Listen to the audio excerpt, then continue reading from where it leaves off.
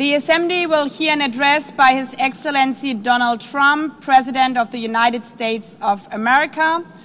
I request protocol to escort His Excellency and invite him to address the Assembly.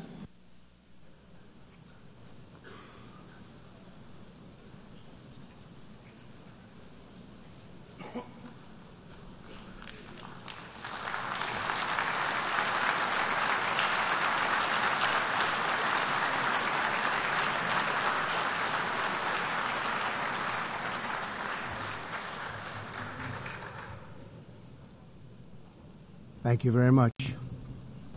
Very much appreciated.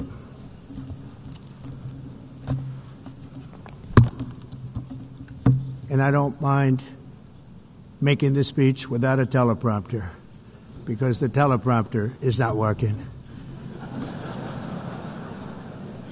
I feel very happy to be up here with you nevertheless, and that way you speak more from the heart. I can only say that whoever's operating this teleprompter is in big trouble.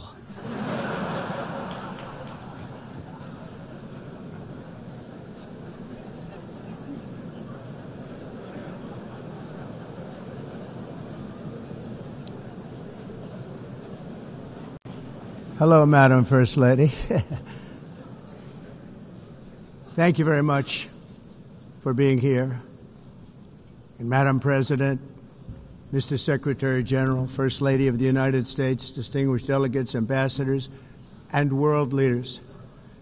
6 years have passed since I last stood in this grand hall and addressed a world that was prosperous and at peace in my first term. Since that day, the guns of war have shattered the peace I forged on 2 continents. An era of calm and stability gave way to one of the great crises of our time.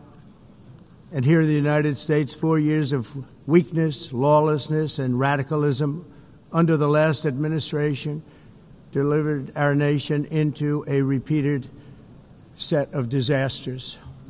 1 year ago, our country was in deep trouble, but today, just 8 months into my administration, we are the hottest country anywhere in the world, and there is no other country even close. America is blessed with the strongest economy, the strongest borders, the strongest military, the strongest friendships, and the strongest spirit of any nation on the face of the earth. This is indeed the golden age of America. We are rapidly reversing the economic calamity we inherited from the previous administration, including ruinous price increases and record-setting inflation like we've never had before. Under my leadership, energy costs are down, gasoline prices are down, grocery prices are down, mortgage rates are down, and inflation has been defeated. The only thing that's up is the stock market, which just hit a record high. In fact, it hit a record high 48 times in the last short period of time. Growth is surging, manufacturing is booming. The stock market, as I said, is doing better than it's ever done. And all of you in this room benefit by that, almost everybody. And importantly, workers' wages are rising at the fastest pace in more than 60 years. And that's what it's all about, isn't it? In 4 years of President Biden, we had less than $1 trillion of new investment into the United States. In just 8 months since I took office, we have secured commitments and money already paid for $17 trillion. Think of it, 4 years, less than $1 trillion, 8 months, much more than $17 trillion is being invested in the United States. And it's now pouring in from all parts of the world. We've implemented the largest tax cuts in American history and the largest regulation cuts in American history, making this once and again the best country on earth to do business. And many of the people in this room are investing in America, and it's turned out to be an awfully good investment during this 8-month period. In my first term, I built the greatest economy in the history of the world. We had the best economy ever, history of the world. And I'm doing the same thing again, but this time it's actually much bigger and even better. The numbers far surpass my record-setting first term. On our southern border, we have successfully repelled a colossal invasion. And for the last 4 months, and that's 4 months in a row, the number of illegal aliens admitted and entering our country has been 0. Hard to believe, because if you look back just a year ago, it was millions and millions of people pouring in from all over the world, from prisons, from mental institutions, drug dealers. All over the world they came. They just poured into our country with the ridiculous open border policy of the Biden administration. Our message is very simple. If you come illegally into the United States, you're going to jail, or you're going back to where you came from, or perhaps even further than that. You know what that means. I want to thank the country of El Salvador for the successful and professional job they've done in receiving and jailing so many criminals that entered our country. And it was under the previous administration that the number became record-setting, and they're all being taken out. We have no choice. And other countries have no choice, because other countries are in the exact same situation with immigration. It's destroying your country, and you have to do something about it. On the world stage, America is respected again like it has never been respected before. You think about 2 years ago, 3 years ago, 4 years ago, or 1 year ago, we were a laughingstock all over the world. At the NATO summit in June, virtually all NATO members formally committed to increase defense spending at my request from 2% to 5% of GDP, making our alliance far stronger and more powerful than it was ever before. In May, I traveled to the Middle East to visit my friends and rebuild our partnerships in the Gulf and those valued relationships with Saudi Arabia, Qatar, and the UAE and other countries are now, I believe, closer than ever before. My administration has negotiated one historic trade deal after another, including with the United Kingdom, the European Union, Japan, South Korea, Vietnam, Indonesia, the Philippines, Malaysia, and many, many others. Likewise, in a period of just 7 months, I have ended 7 unendable wars. They said they were unendable. You're never going to get them solved. Some were going for 31 years, 2 of them, 31, think of it, 31 years. One was 36 years. One was 28 years. I ended 7 wars. And in all cases, they were raging with countless thousands of people being killed. This includes Cambodia and Thailand, Kosovo and Serbia, the Congo and Rwanda, a vicious, violent war that was, Pakistan and India, Israel and Iran, Egypt and Ethiopia, and Armenia and Azerbaijan. It included all of them. No president or prime minister, and for that matter, no other country has ever done anything close to that. And I did it in just 7 months. It's never happened before. There's never been anything like that. I'm very honored to have done it. It's too bad that I had to do these things instead of the United Nations doing them. And sadly, in all cases, the United Nations did not even try to help in any of them. I ended 7 wars, dealt with the leaders of each and every one of these countries, and never even received a phone call from the United Nations offering to help in finalizing the deal. All I got from the United Nations was an escalator that on the way up stopped right in the middle. If the First Lady wasn't in great shape, she would have fallen. But she's in great shape. We're both in good shape. We both stood. And then a teleprompter that didn't work. These are the two things I got from the United Nations, a bad escalator and a bad teleprompter. Thank you very much. And by the way, it's working now. It just went on. Thank you. I think I should just do it the other way. It's easier. Thank you very much. I didn't think of it at the time because I was too busy working to save millions of lives. That is the saving and stopping of these wars.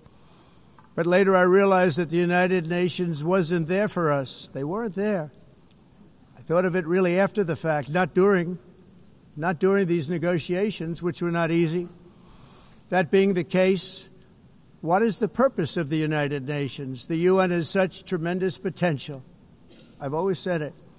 It has such tremendous, tremendous potential, but it's not even coming close to living up to that potential.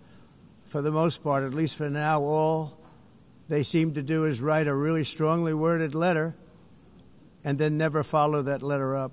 It's empty words, and empty words don't solve war. The only thing that solves war and wars is action. Now, after ending all of these wars and also earlier negotiating the Abraham Accords, which is a very big thing for which our country received no credit, never receives credit. Everyone says that I should get the Nobel Peace Prize for each one of these achievements.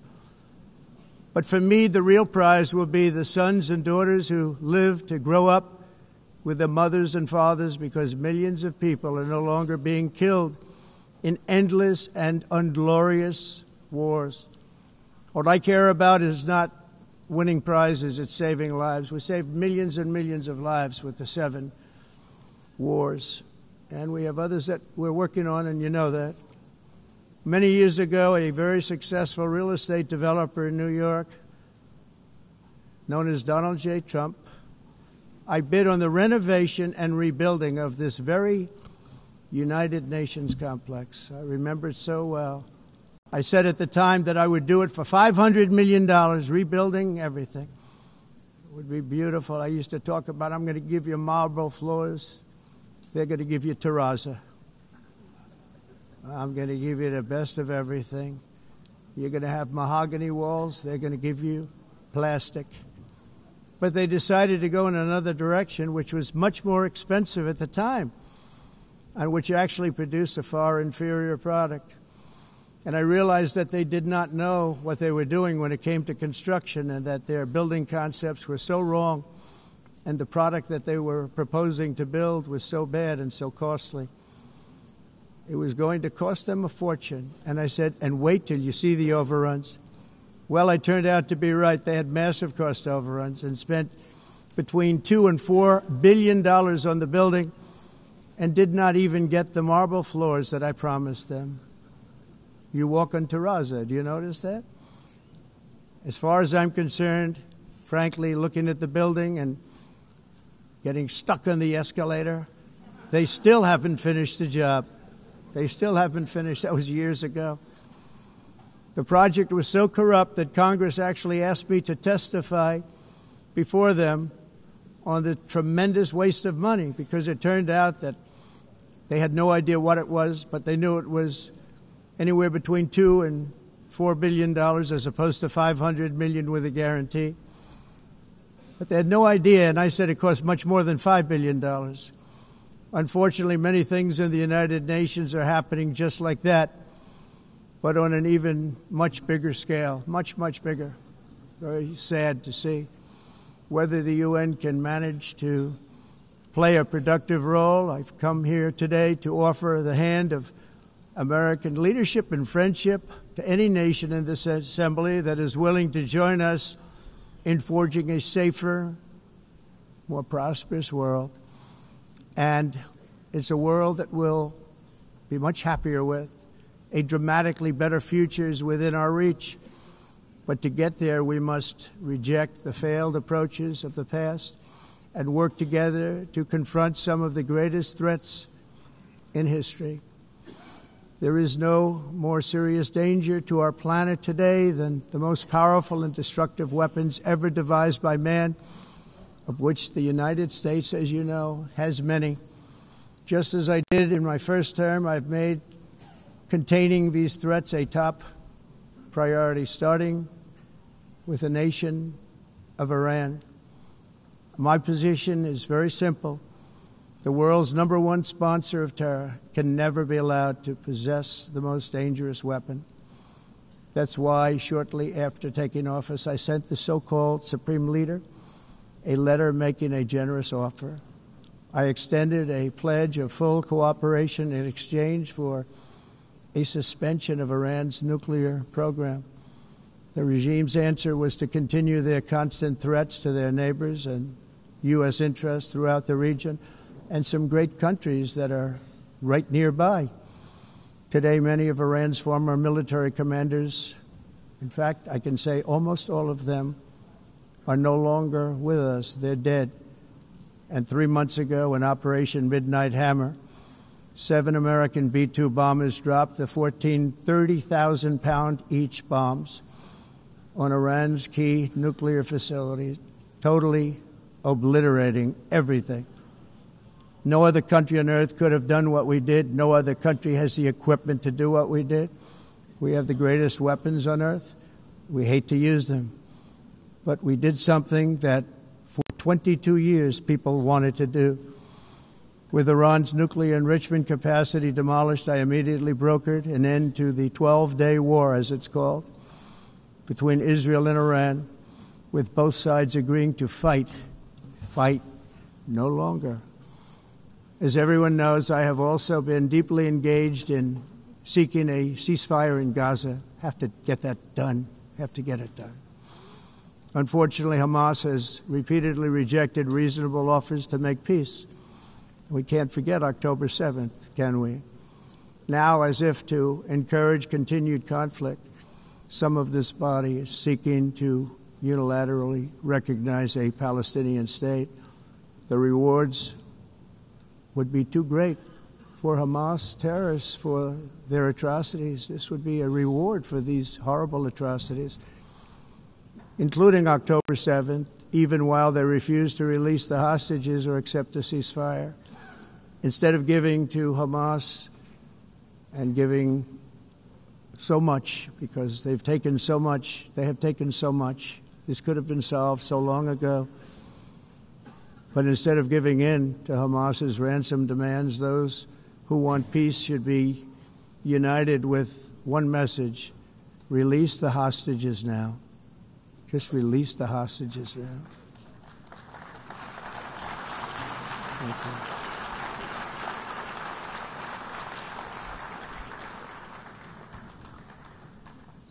Thank you. As we have got to come together, and we will come together, got to get it done. We have to stop the war in Gaza immediately. We have to stop it. We have to get it done. We have to negotiate, immediately have to negotiate peace. We got to get the hostages back. We want all 20 back. We don't want 2 and 4. As you know, I got, along with Steve Witkoff and others that helped us, Marco Rubio, we got most of them back. We were involved in all of them. But I always said the last 20 are going to be the hardest, and that's exactly what happened. We have to get them back now. We don't want to get back 2, and then another 2, and then 1, and then 3. Have this process. No, we want them all back, and we want the actually 38 dead bodies back, too. Those parents came to me, and they want them back, and they want them back very quickly and very badly. As though they were alive, they want them. They want them every bit as much as if their son or daughter were alive. I've also been working relentlessly, stopping the killing in Ukraine. I thought that would be, of the 7 wars that I stopped, I thought that would be the easiest because of my relationship with President Putin, which had always been a good one. I thought that was going to be the easiest one. But, you know, in war, you never know what's going to happen. There are always lots of surprises, both good and bad. Everyone thought Russia would win this war in 3 days. But it didn't work out that way. It was supposed to be just a quick little skirmish. It's not making Russia look good. It's making them look bad. No matter what happens from here on out, this was something that should have taken a matter of days, certainly less than a week. And they've been fighting for 3.5 years and killing anywhere from 5,000 to 7,000 young soldiers, mostly soldiers, on both sides every single week, from 5,000 to 7,000 dead young people, and some in cities, much smaller numbers, where rockets are shot, where drones are dropped. This war would never have started if I were president. This was a war that should have never happened. It shows you what leadership is, what bad leadership can do to a country. Look what happened to the United States, and look where we are right now in just a short period of time. The only question now is how many more lives will be needlessly lost on both sides. China and India are the primary funders of the ongoing war by continuing to purchase Russian oil. But inexcusably, even NATO countries have not cut off much Russian energy and Russian energy products, which, as you know, I found out about 2 weeks ago, and I wasn't happy. Think of it. They're funding the war against themselves. Who the hell ever heard of that one?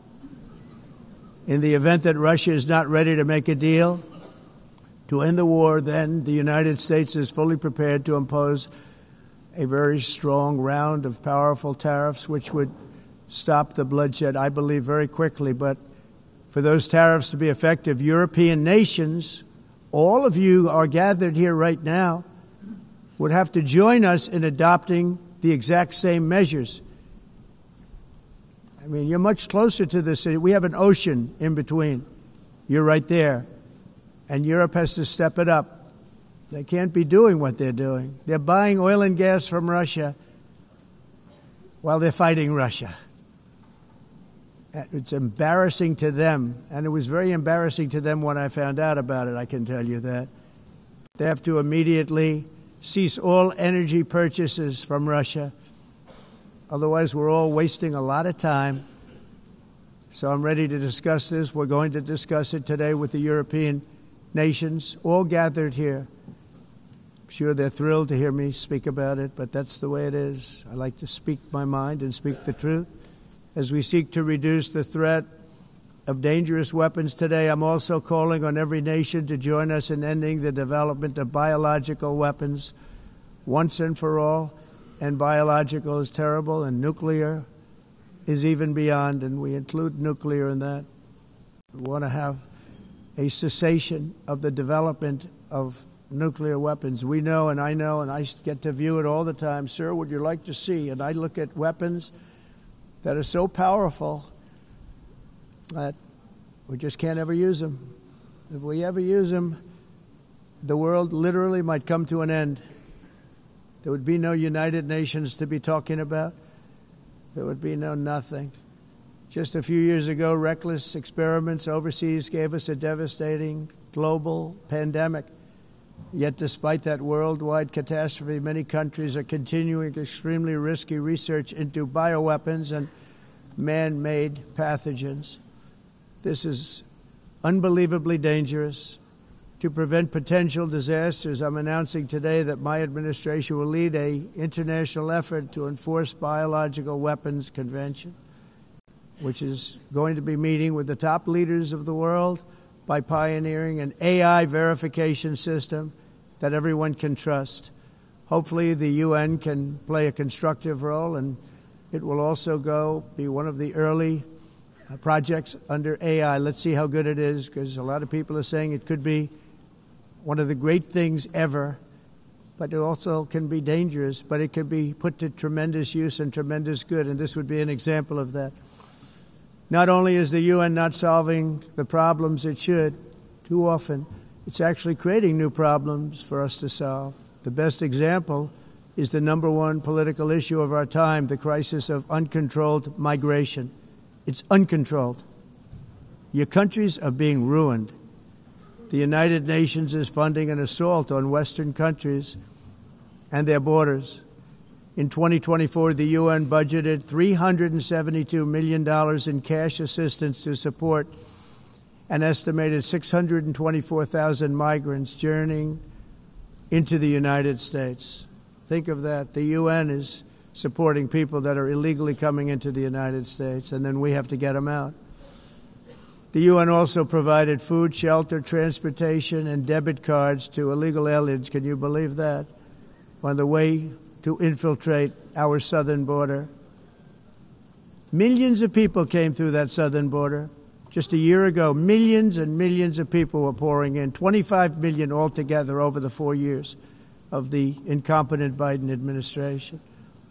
And now we have it stopped, totally stopped. In fact, they're not even coming anymore because they know they can't get through.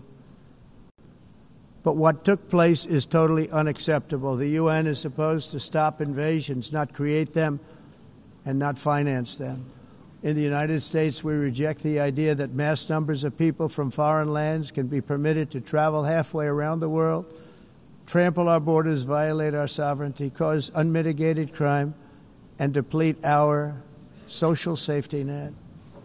We have reasserted that America belongs to the American people, and I encourage all countries to take their own stand in defense of their citizens as well.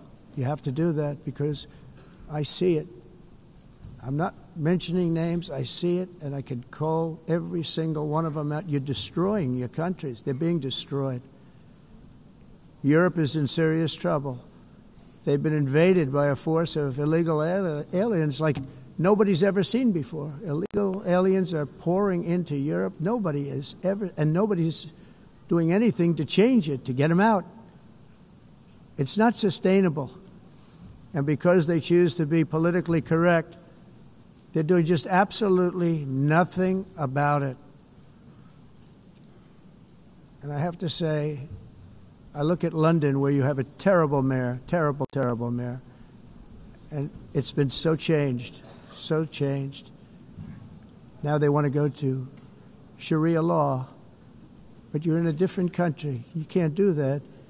Both the immigration and their suicidal energy ideas will be the death of Western Europe if something is not done immediately. This cannot be sustained. What makes the world so beautiful is that each country is unique. But to stay this way, every sovereign nation must have the right to control their own borders. You have the right to control your borders, as we do now, and to limit the sheer numbers of migrants entering their countries and paid for by the people of that nation that were there and that built that particular nation at the time. They put their blood, sweat, tears, money into that country, and now they're being ruined. Proud nations must be allowed to protect their communities and prevent their societies from being overwhelmed by people they have never seen before, with different customs, religions, with different everything. Where migrants have violated laws, lodged false asylum claims, or claimed refugee status for illegitimate reasons, they should, in many cases, be immediately sent home. And while we will always have a big heart for places and people that are struggling and truly compassionate, answers will be given. We have to solve the problem, and we have to solve it in their countries, not create new problems in our countries. And we are very helpful to a lot of countries that are just not able to send their people anymore. They used to send them to us in caravans of 25,000, 30,000 people each. These massive caravans of people pouring into our country, totally unchecked and unvetted. But not anymore. According to the Council of Europe, in 2024, almost 50% of inmates in German prisons were foreign nationals or migrants. In Austria, the number was 53% of the people in prisons were from places that weren't from where they are now. In Greece, the number was 54%, and in Switzerland, beautiful Switzerland, 72% of the people in prisons are from outside of Switzerland. When your prisons are filled with so-called asylum seekers who repaid kindness, and that's what they did, they repaid kindness with crime, it's time to end the failed experiment of open borders. You have to end it now. I can tell you. I'm really good at this stuff. Your countries are going to hell. In America, we've taken bold action to swiftly shut down uncontrolled migration. Once we started detaining and deporting everyone who crossed the border, and removing illegal aliens from the United States, they simply stopped coming. They're not coming anymore. We're getting a lot of credit, but they're not coming anymore. This was a humanitarian act for all involved, because on the trips up, thousands of people a week were dying. Women were being raped. Nobody's ever seen anything like it. Raped, horribly beaten, raped. On the trip up, the journey up, it was a long walk. It was a long, arduous journey, indeed. And it was also a historic victory against human trafficking throughout the region. What we did was a victory, and we saved so many lives of people that wouldn't make the journey. That journey was loaded up with death. Loaded up with death. Dead bodies all along the roads of jungles to get up. They go through jungles, they go through areas so hot you couldn't breathe. They were dying of suffocation, areas so hot that you couldn't breathe. Dead bodies all over. By them not coming, we're saving tremendous numbers of lives. My people have done a fantastic job in doing what they did, and the American public agrees with it. I mean, I was very proud to see this morning I have the highest poll numbers I've ever had. Part of it is because of what we've done on the border. I guess the other part is what we've done on the economy. Joe Biden's policies empowered murderous gangs, human smugglers, child traffickers, drug cartels, and prisoners from all over the world. The previous administration also lost nearly 300,000 children. Think of that. They lost more than 300,000 children, little children, who were trafficked into the United States on the Biden watch, many of whom have been raped, exploited, and abused, and sold. Sold. Nobody talks about that. The fake news doesn't write about it. With many others, young children who are missing or dead.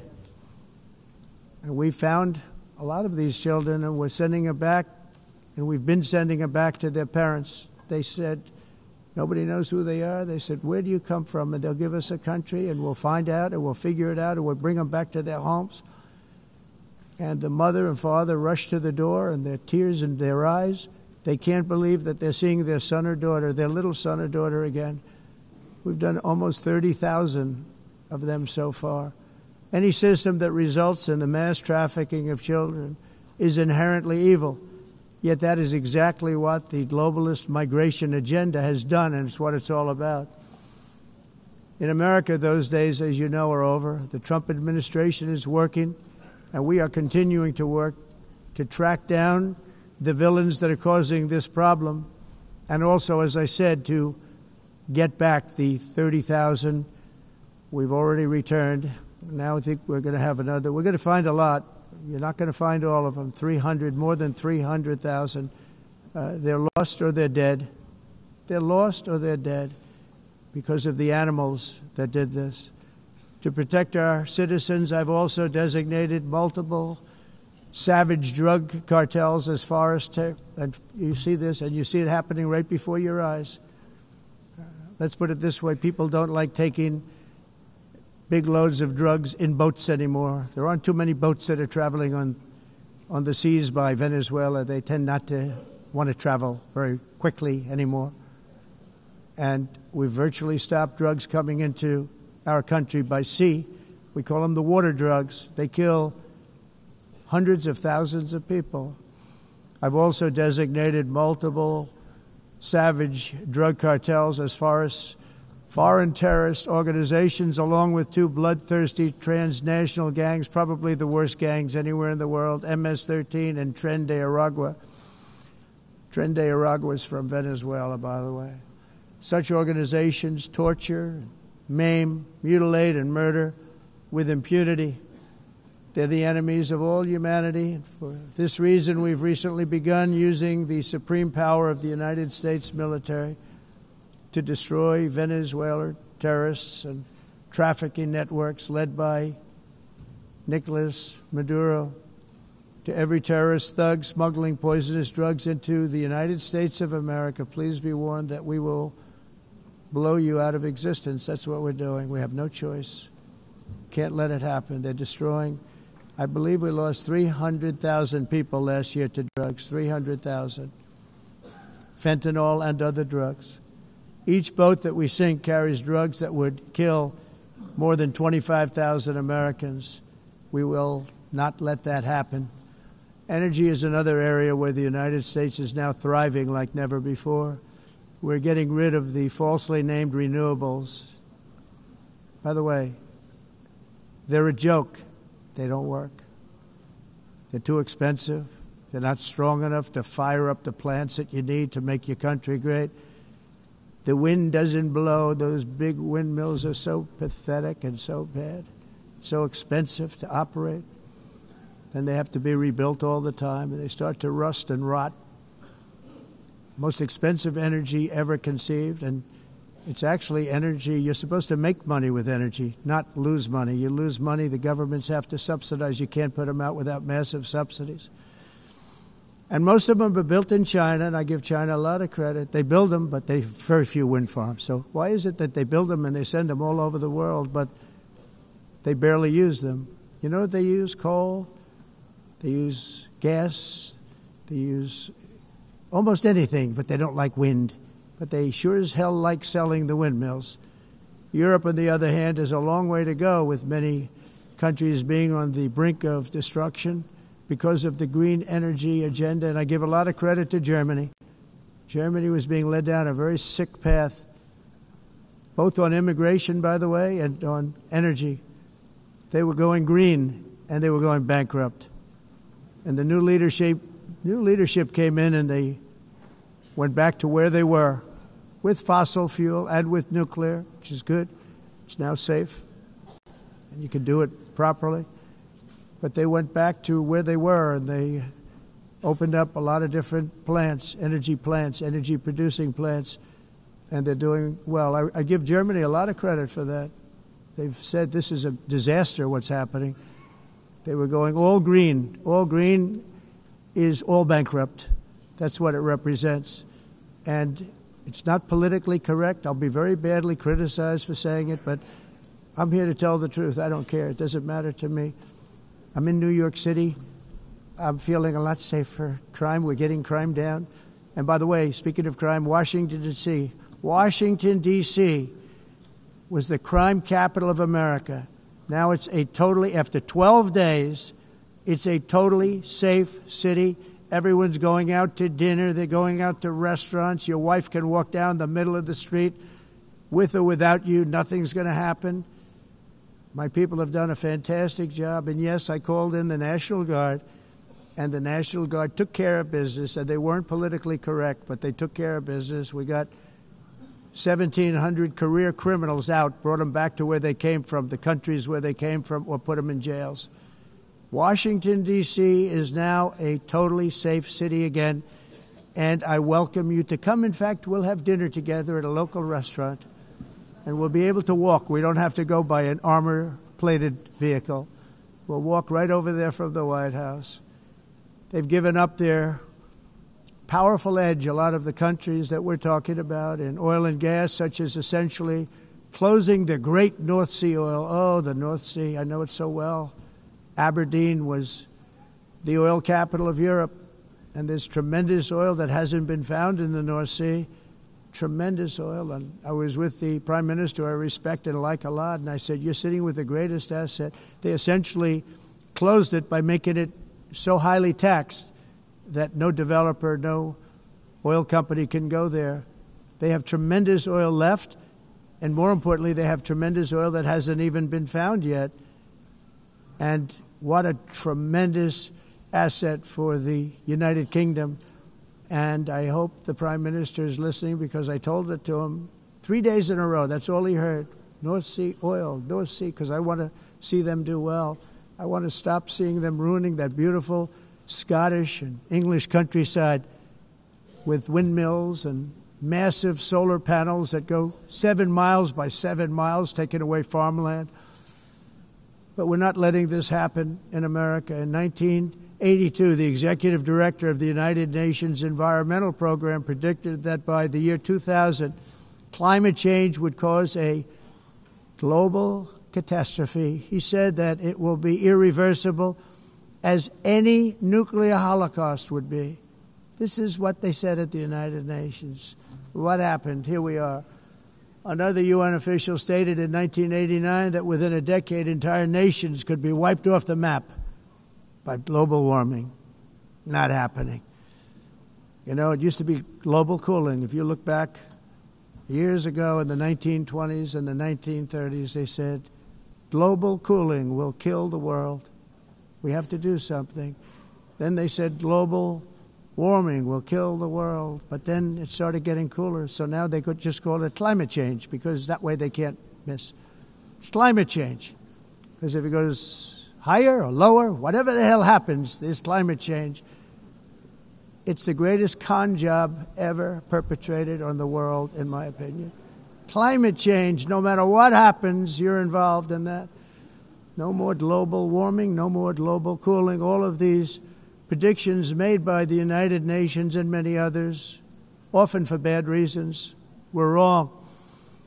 They were made by stupid people that have cost their countries fortunes and given those same countries no chance for success. If you don't get away from this green scam, your country is going to fail. And I'm really good at predicting things, you know. They actually said during the campaign they had a hat, the best-selling hat. Trump was right about everything. And I don't say that in a braggadocious way, but it's true. I've been right about everything. And I'm telling you that if you don't get away from the green energy scam, your country is going to fail. And if you don't stop people that you've never seen before, that you have nothing in common with, your country is going to fail. I'm the President of the United States, but I worry about Europe. I love Europe. I love the people of Europe. And I hate to see it being devastated by energy and immigration. This double-tailed monster destroys everything in its wake, and they cannot let that happen any longer. You're doing it because you want to be nice. You want to be politically correct, and you're destroying your heritage. They must take control strongly and immediately of the unmitigated immigration disaster and the fake energy catastrophe before it's too late. The carbon footprint is a hoax made up by people with evil intentions, and they're heading down a path of total destruction. You know, the carbon footprint was a big, big thing a few years ago. I remember hearing about the carbon footprint, and then President Obama would get into Air Force One, a massive Boeing 747, and not a new one, an old one with old engines that spew everything into the atmosphere. He'd talk about the carbon footprint, we must do so. Then he'd get in and he'd fly from Washington to Hawaii to play a round of golf. And then he'd get back onto that big, beautiful plane and he'd fly back and he'd talk about, again, global warming and the carbon footprint. It's a con job. At extreme cost and expense, Europe reduced its own carbon footprint by 37%. Think of that. Congratulations, Europe. Great job. You cost yourself a lot of jobs, a lot of factories closed, but you reduced the carbon footprint by 37%. However, for all of that sacrifice and much more, it's been totally wiped out and then some by a global increase of 54%. Much of it coming from China and other countries that are thriving around China, which now produces more CO2 than all the other developed nations in the world. So all of these countries are working so hard on the carbon footprint, which is nonsense, by the way. It's nonsense. You know, it's interesting. In the United States, we have still radicalized environmentalists, and they want the factories to stop. Everything should stop. No more cows. We don't want cows anymore. I guess they want to kill all the cows. They want to do things that are just unbelievable, and you have it too. But, you know, we have a border, strong, and we have a shape, and that shape doesn't just go straight up. That shape is amorphous when it comes to the atmosphere. And if we had the most clean air, and I think we do, we have very clean air. We have the cleanest air we've had in many, many years. But the problem is that other countries, like China, which has air that's a little bit rough, it blows. And no matter what you're doing down here, the air up here tends to get very dirty because it comes in from other countries where their air isn't so clean. And the environmentalists refuse to acknowledge that. Same thing with garbage. In Asia, they dump much of their garbage right into the ocean. And over about a 1 week and 2 week journey, it flows right past Los Angeles. You've seen it. Massive amounts of garbage, almost too much to do anything about, flowing past Los Angeles, past San Francisco, and then somebody will get in trouble because he dropped a cigarette on the beach. The whole thing is crazy. The primary effect of these brutal green energy policies has not been to help the environment, but to redistribute manufacturing and industrial activity from developed countries that follow the insane rules that are put down to polluting countries that break the rules and are making a fortune. They're making a fortune. European electricity bills are now 4 to 5 times more expensive than those in China and 2 to 3 times higher than the United States. And our bills are coming way down. You probably see that our gasoline prices are way down. You know, we have an expression, drill, baby, drill, and that's what we're doing. We're going to be much lower in a year from now. But they've come way down over the last year. As a result, every air conditioner is like very uncommon to see one in some of these countries because the electric costs are so high. So while the U.S. has approximately 1,300 heat-related deaths annually, that's a lot, Europe loses more than 175,000 people to heat deaths each year because the costs are so expensive you can't turn on an air conditioner. What is that all about? That's not Europe. That's not the Europe that I love and know. All in the name of pretending to stop the global warming hoax. The entire globalist concept of asking successful industrialized nations to inflict pain on themselves and radically disrupt their entire societies must be rejected completely and totally, and it must be immediate. That's why in America I withdrew from the fake Paris Climate Accord, where, by the way, America was paying so much more than every country. Others weren't paying. China didn't have to pay until 2030. Russia was given an old standard that was easy to meet, a 1990 standard. But for the United States, we're supposed to pay like $1 trillion. And I said, this is another scam. The fact is, the United States has been taken advantage of by the world for many, many years, but not any longer, as you probably noticed.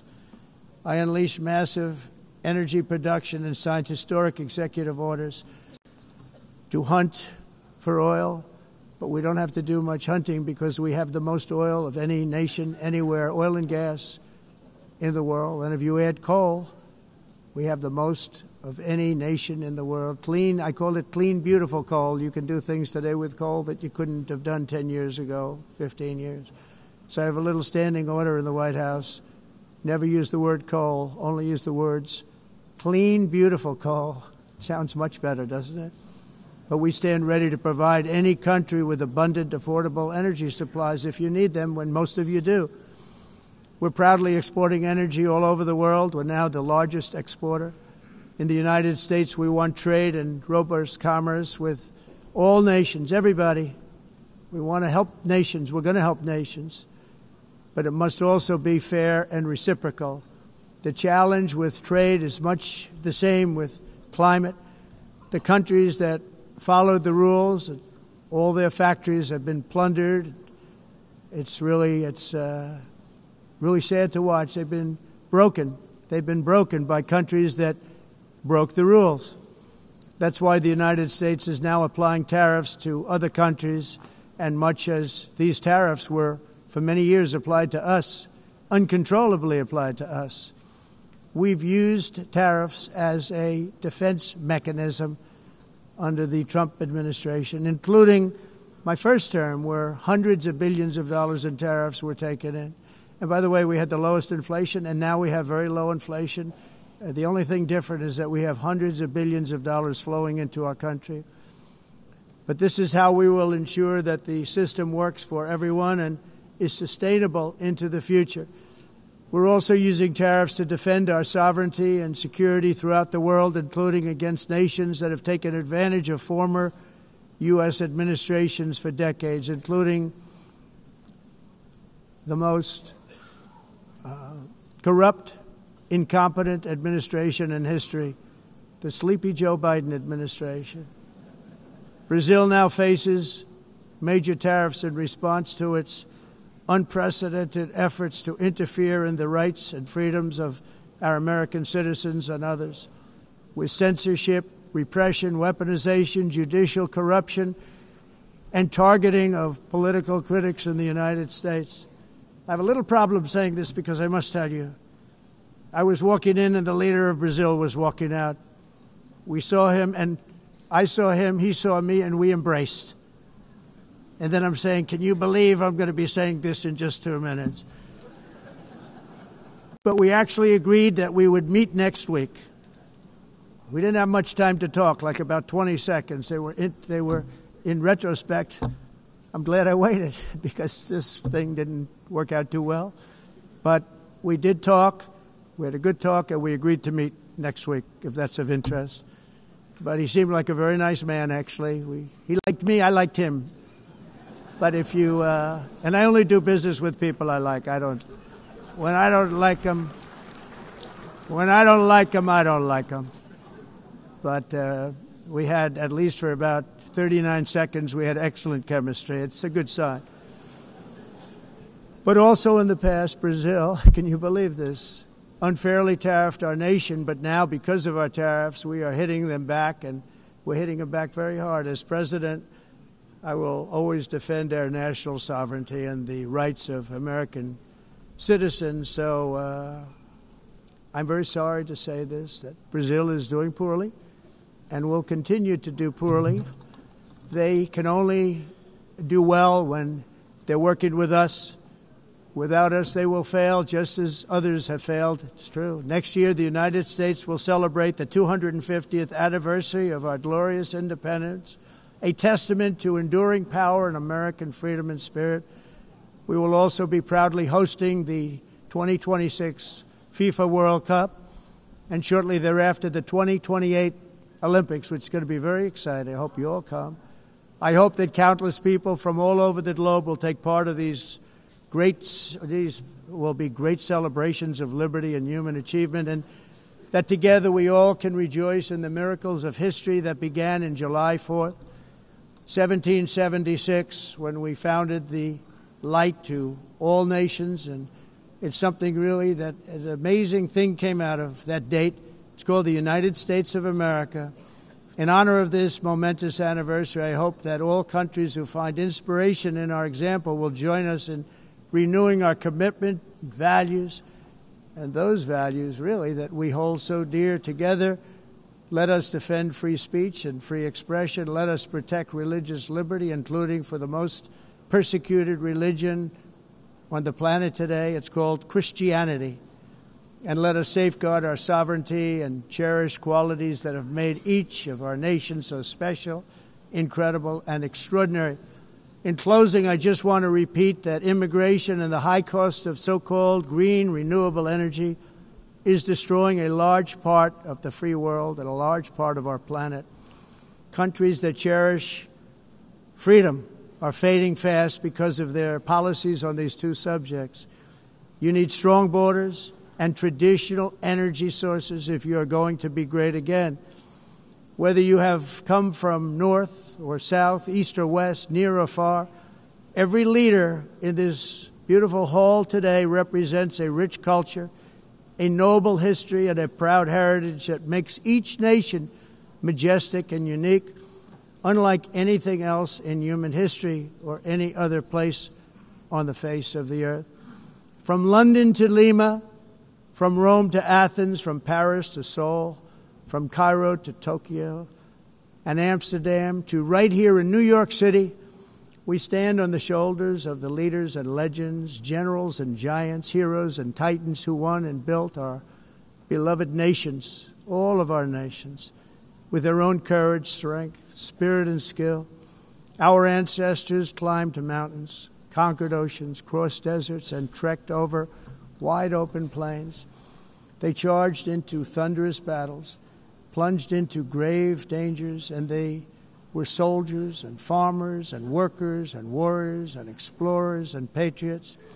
They built towns into cities, tribes into kingdoms, ideas into industries, and small islands into mighty empires. You're a part of all of that. They were champions for their people who never gave up and who never, ever gave in. Their values defined our national identities. Their visions forged our magnificent destiny. Everybody in this room is a part of it in your own way.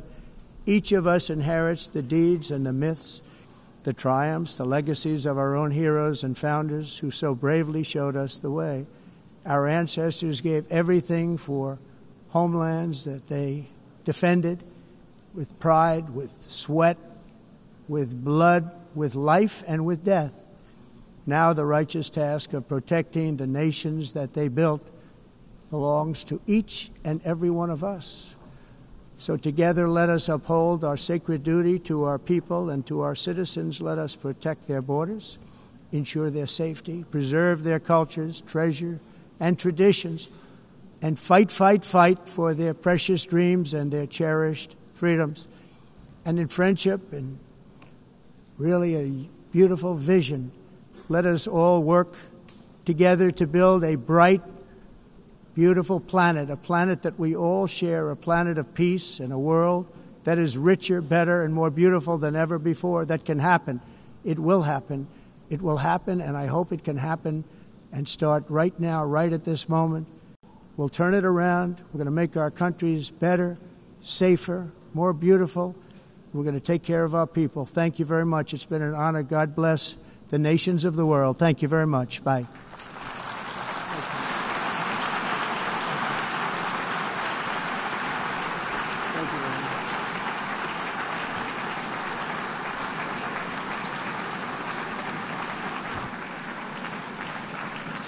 On behalf of the Assembly, I wish to thank the President of the United States,